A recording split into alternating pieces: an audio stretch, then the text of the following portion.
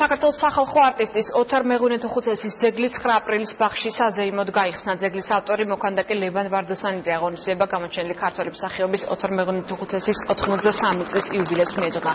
შეკრებილ საზოგადოებას სიტყვის მიმართეს თბილისის მერმა დავით ნარმანიამ, კულტურის მინისტრმა და გურანდა გაბუნიამ.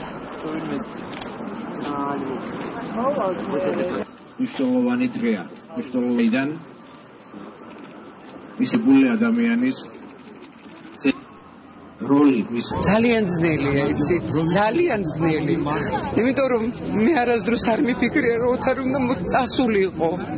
აი მოხდა და წავიდა და ეს კაციც ვიპოვეთ ეს ვარდოსანიძე ეს საოცრება რომელმაც გააკეთა ისეთი ძეგლი მე ჩემთვის არის უძვირფასესი და მე ვამაყობ რომ ვარდოსანიძემ გააკეთა.